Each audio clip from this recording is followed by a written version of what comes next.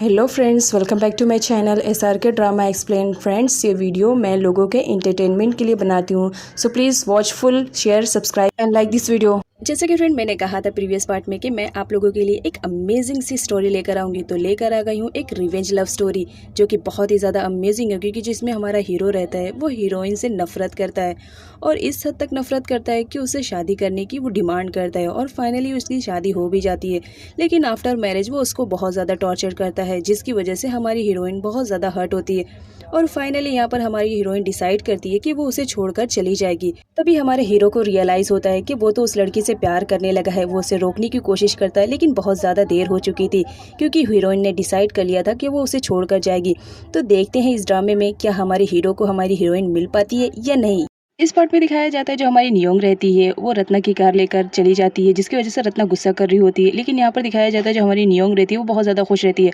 और इम को बोलती है, देखो आज मैं क्या करती हूँ, उसने पैसे के लिए मुझसे ये सब किया ना, तो आज उसके पैसे ही उड़ाती हूँ। और नेक्स्ट सीन में दिखाया जाता है जो हमारी नियोंग रहती है वो अपनी फ्रेंड इम को लेके जाकर खूब सारी शॉपिंग करती है और सारी शॉपिंग के बिल्स जो रहते हैं वो जो कॉन्ग रहता है उसके क्रेडिट कार्ड से पे करती है और कहती है कि देखना आज मैं इसके क्रेडिट कार्ड को पूरा खाली कर दूंगी। यहाँ पर रत्ना आती है और कॉन्ग से नियोंग की शिकायत करने लगती है कि तुम्हारी वाइफ को ज़रा कंट्रोल में रखना सिखाओ, उसकी हिम्मत कैसे हुई मेरी कार को ले जाने के लिए, उससे कहो कि मेरी कार वापस लेकर आए। अब यहाँ पर नियोंग को दिखाया जाता है वो इम को बोलती है, चलो तुम्हें आज मैं खूब सारी शॉपिंग कराती हूँ। इम तो बहुत ज़्यादा एक्साइटेड हो रही थी, उसने अपनी लाइफ में कभी इतनी शॉपिंग नहीं करी थी। यहाँ पर दिखाया जाता है नियोंग उसे एक ज्वेलरी शॉप में लेकर जाती है और कहती है कि जो तुम्हें पसंद आए तुम ले लो। यहाँ पर कॉन्ग को दिखाया जाता है जो नियोंग के फ़ोन पर कॉल कर रहा होता है उससे बात करने के लिए, लेकिन नियोंग तो बात करने के मूड में ही नहीं रहती है, वो अपना फ़ोन स्विच ऑफ कर देती है। इस पर रत्ना कहती है अगर नियोंग कॉल नहीं रिसीव कर रही है तो उसकी फ्रेंड इम पर लगाओ, क्योंकि मुझे जैसा तैसा करके मेरी कार चाहिए। यहाँ पर दिखाया जाता है जो हमारी नियोंग रहती है वो एक ज्वेलरी शॉप में जाती है और एक ज्वेलरी पसंद करके टिन को देती है और कहती है कि मेरी मॉम को गिफ्ट कर देना। यहाँ पर दिखाया जाता है जो कॉन्ग रहता है वो टिन के फ़ोन पर कॉल करता है, तो नियोंग बोलती है लाओ मैं बात करती हूँ, क्योंकि वो बहुत ज़्यादा बेसब्रा हो रहा है। अब जब यहाँ पर टिन का कॉल नियोंग रिसीव करती है इस बात से कॉन्ग शॉक्ड में हो जाता है और पूछता है कि तुम टिन के साथ क्या कर रही हो। जिस पर नियोंग बोलती है कि मैं शॉपिंग करने के लिए आई हूँ, क्यों तुमसे कोई प्रॉब्लम है क्या? देखो मैंने पहले ही तुमसे साइन करवा लिया था कि मेरे आने जाने पे तुम बिल्कुल भी रोक टोक नहीं कर पाओगे। ये बोलकर वो कॉल कट कर देती है और कहती है कि मैं शॉपिंग में बिजी हूँ। यहाँ पर दिखाया जाता है जो हमारा कॉन्ग रहता है वो अब गुस्से में आ चुका था, वो बिल्कुल भी बर्दाश्त नहीं कर सकता था कि नियोंग किसी और के साथ रहे। यहाँ पर नियोंग को दिखाया जाता है जो एक नेकलेस गिफ्ट करती है अपनी मॉम को और कहती है कि प्लीज़ तुम मेरी मॉम को दे देना। यहाँ पर जो हमारी इम रहती है वो बहुत ज़्यादा खुश रहती है कि फाइनली आज मैं बहुत ज़्यादा शॉपिंग कर रही हूँ। यहाँ पर दिखाया जाता है लास्ट शॉपिंग होती है नियोंग की एक कार शॉप में, वो जाती है और अपने लिए एक न्यू कार बाय करने के लिए यहाँ पर वो टिन से बोलती है, क्या तुम मुझे सजेस्ट कर सकते हो कि मैं कौन सी कार खरीदूं, तुम्हें इन सब के बारे में नॉलेज होगा। जिस पर जो शॉपकीपर रहता है वो बोलता है कि मैम आप आइए मेरे साथ, मैं आपको बता देता हूँ, आपको बेस्ट कार दूंगा। यहाँ पर तौर नियोंग से मिलने के लिए उसके घर पर आया हुआ रहता है, लेकिन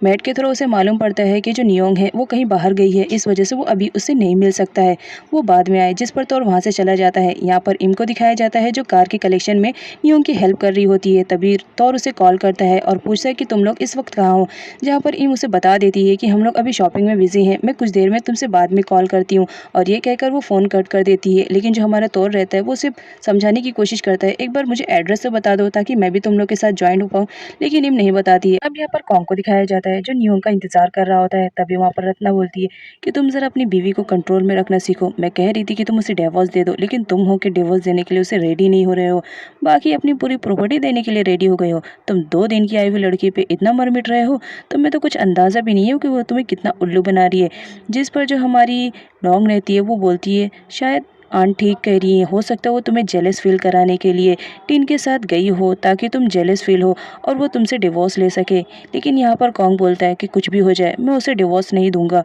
और इसमें वो लॉन्ग की हेल्प मांगता है कि तुम मेरी हेल्प करो, जैसा मैं कह रहा हूँ तुम्हें वैसे ही करना पड़ेगा। अब यहाँ पर जो लॉन्ग रहती है वो रेडी हो जाती है और कहती है कि ठीक है मैं तुम्हारी हेल्प के लिए हमेशा खड़ी रहूँगी। इधर नियोंग को दिखाया जाता है जो इतनी सारी शॉपिंग करके अब रिटर्न आ रही थी कॉन्ग के घर पर। यहाँ वो सोचती है कि इतनी सारी चीज़ें मैं लेकर आई हूँ, इतने पैसे वेस्ट करी हूँ, तो हो सकता है कॉन्ग मुझे गुस्से में आकर डिवोर्स दे दे। लेकिन जब वो घर में आती है तो देखकर शॉक्ड रहती है, क्योंकि कॉन्ग जो रहता है वो तो लॉन्ग के साथ बैठा हुआ डिनर कर रहा होता है। हस्बैंड कैसा भी हो, कोई भी वाइफ ये नहीं चाहेगी कि उसका हस्बैंड किसी और लड़की में इंटरेस्टेड रखे। यहाँ पर नियोंग का भी हाल बुरा रहता है, वो उन दोनों को एक साथ देखकर जेलस फील करती है, लेकिन कोई रिएक्ट नहीं करती है। यहाँ पर जो हमारा कॉन्ग रहता है वो तो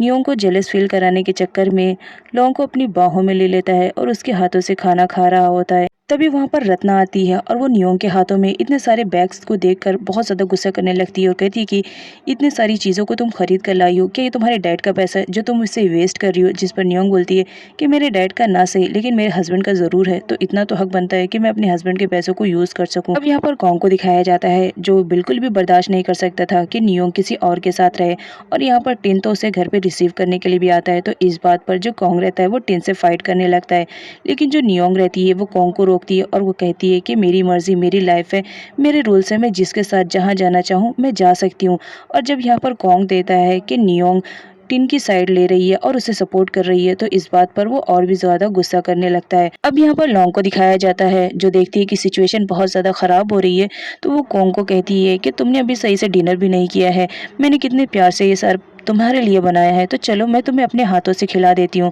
और यहाँ पर नियोंग रहती है वो तो जल भून रही होती है। यहाँ पर लॉन्ग को दिखाया जाता है वो तो कॉन्ग की बाहों में बैठी हुई रहती है और उसे खाना खिला रही होती है, और जो कॉन्ग रहता है वो तो नियोंग को जेलस फील कराने के चक्कर में वो लॉन्ग को बर्दाश्त कर रहा होता है। अब यहाँ पर सर्वेंट आती है और वो नियोंग को बताती है कि तुम्हारा बेस्ट फ्रेंड तौर बाहर तुम्हारा वेट कर रहा है, वो इससे पहले भी आया था लेकिन तुम बाहर थी, इस वजह से वो यहाँ से चला गया था।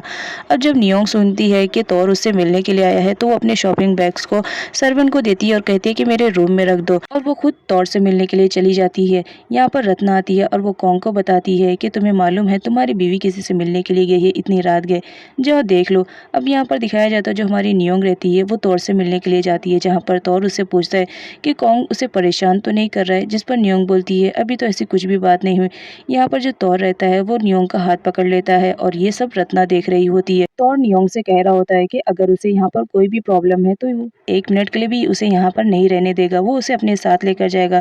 जिस पर नियोंग कहती है कि नहीं, जब तक मैं डिवोर्स नहीं ले लूँगी मैं यहाँ से नहीं जाऊँगी, क्योंकि मैं कॉन्ग के साथ ज़रा भी रिलेशनशिप में रहना पसंद नहीं कर रही हूँ, इस वजह से मैं चाहती हूँ कि जल्द से जल्द हमारा डिवोर्स हो जाए। यहाँ पर जो तौर रहता है वो नियोंग की इस बात की वजह से रेडी हो जाता है और कहता है कि ठीक है तुम यहाँ पर रहो, लेकिन अगर ज़रा भी तुम्हें कुछ भी प्रॉब्लम होगा तो मैं तुम्हारे डिवोर्स का भी इंतज़ार नहीं करूँगा, मैं तुम्हें यहाँ से लेके चला जाऊँगा। अब यहाँ पर रत्ना को दिखाया जाता है जो कॉन्ग के पास आ चुकी हुई होती है और कॉन्ग को मिर्च मसाला लगाकर सारी बातें बता रही होती है कि तुम्हें बाहर ज़रूर जाना चाहिए, तुम देखो तो माहौल कितना ज़्यादा गर्म चल रहा है भाव। अब ये सारी बातें सुनकर कॉन्ग से तो रहा नहीं जाता है, वो सीधा नियोंग के पास आता है और उसे कहता है कि कमरे में चलो, मुझे तुमसे बात करनी है, ताकि वो तौर से बात ना कर पाए। लेकिन जो नियोंग रहती है वो जाने से मना कर देती है और कहती है कि मेरी मर्जी, मैं जिससे भी बात करना चाहूँ करूँ, और मैं तुम्हारे ऑर्डर्स और रूल्स एंड रेगुलेशन नहीं फॉलो करने वाली हूँ। तुम्हें मालूम है ना, मैंने कॉन्ट्रैक्ट पेपर भी साइन तुमसे लिया है, तो बेटर रहेगा तुम यहाँ से चले जाओ। अब नियोंग के मुंह से ये सारी बातें सुनकर जो कॉन्ग रहता है वो हर्ट हो जाता है और वहाँ से चला जाता है,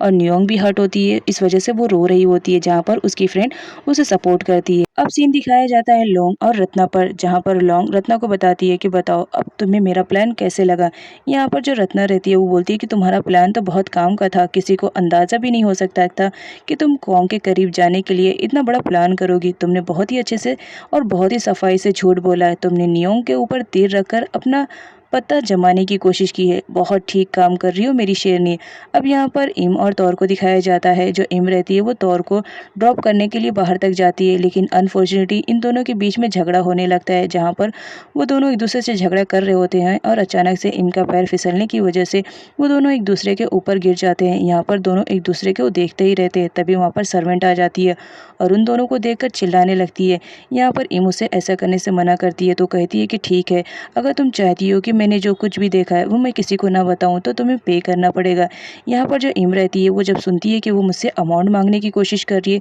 तो बोलती है ठीक है तुम्हें अमाउंट चाहिए ना, तो वो तौर को बोलती है कि इसको पकड़ो, अभी इसे अमाउंट देती हूँ। तो तौर जो रहता है वो इम के कहने पर उस सर्वेंट को पकड़ लेता है और यहाँ पर इम को दिखाया जाता है कचड़े से भरा हुआ बकेट उस सर्वेंट के ऊपर डाल देती है और कहती है कि ये रहा तुम्हारा अमाउंट, आइंदा अगर मुझसे ऐसे तरीके से या किसी भी तरीके से अमाउंट मांगने की कोशिश की तो याद रखना इससे भी बुरा हाल करूंगी, जिसकी वजह से सर्वेंट वहाँ से भाग जाती है और इम और तौर दोनों हंसते रहते हैं। यहाँ पर हमारे कॉन्ग को दिखाया जाता है जो कि कसिनो में आया हुआ रहता है, लेकिन उसके दिमाग से तौर और नियोंग की बातें नहीं जा रही होती है। उसे लग रहा होता है कि हो सकता है नियोंग कहीं तौर में इंटरेस्टेड ना होए और वो उसे छोड़कर ना चले जाए। इस डर की वजह से वो कसिनो में आया हुआ रहता है, लेकिन उसका दिलो दिमाग नियोंग के पास रहता है। अब यहाँ पर प्रे को दिखाया जाता है जो देखती है कि जो कॉन्ग है वो थोड़ा स्ट्रेस में है, तो वो उसके करीब जाने की कोशिश करती है। यहाँ पर प्रे को दिखाया जाता है जो कॉन्ग को अपनी तरफ अट्रैक्ट करने की कोशिश कर रही होती है, लेकिन जो कॉन्ग रहता है उसका दिलो दिमाग तो नियोंग की तरफ लगा रहता है।